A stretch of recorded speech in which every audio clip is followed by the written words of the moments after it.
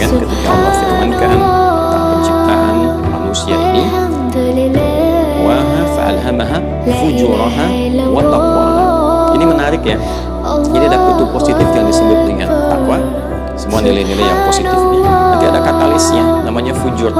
Ya, walaupun sering dianalogikan dengan kutub yang negatif, yang lawannya. Jadi kalau di sini ada jujur, takwa, fujur, di sini ada sebaliknya, dusta, ya kan? Di sini ada sabar, di sini ada amarah.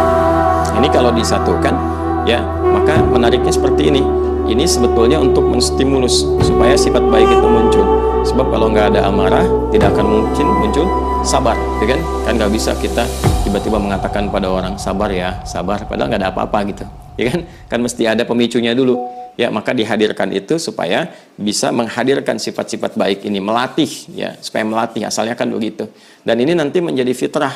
Kita ingin menggerakkan apapun dalam konteks kehidupan duniawi gitu ya, akan selalu ditemukan kutub positif dan negatif untuk menyatukan itu.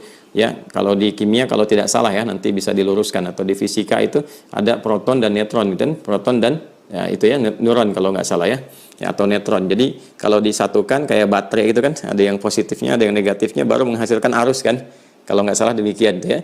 Nah jadi teman-teman sekalian, itulah fitrah kehidupan, dan tidak ada yang serupa dengan Allah Subhanahu wa Ta'ala dari segi berbagai macam hal terkait dengannya, penciptaannya, sifat-sifat dan sebagainya. Allah Maha sempurna, laisa kamitslihi syai'. Tapi fitrah kehidupan ini menjadikan segala sesuatu yang berfungsi itu akan ditemukan kutub positifnya, kutub negatifnya. Dan dua hal ini negatif bukan berarti salah, tapi sebagai unsur yang memicu supaya positifnya keluar. Kan nggak mungkin kalau nggak ada plus dengan minus itu hidup gitu kan, ya kan? Makanya di sini kan di baterai juga demikian, dan teman-teman di urusan teknik tentu akan lebih paham tentang itu, ya. Tapi setidaknya dalam diri kita pun kan ada arus listrik juga, gitu kan? Pengetahuan kita saat belajar itu demikian. Jadi ketika ini kemudian hidup, bisa bernafas, nafas itu bahasa Arab, ya. Wa nafsi wa ma sawwaha, ketika nafas itu berfungsi dengan sempurna dari penciptaan tadi, nah sudah ada kutubnya namanya takwa yang positifnya ini. Nah inilah yang harus dieksplorasi keluar.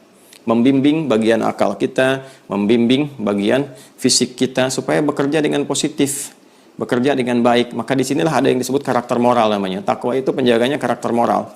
Nanti karakter moral ini mensupport karakter intelektual di pikiran kita. Jadi kalaupun orang pintar, sepintar-pintarnya, pintar, rajin belajar, tapi moralnya jelek, maka kepintarannya akan digunakan pada yang buruk. Karena yang dominannya nanti adalah bagian hal terburuknya.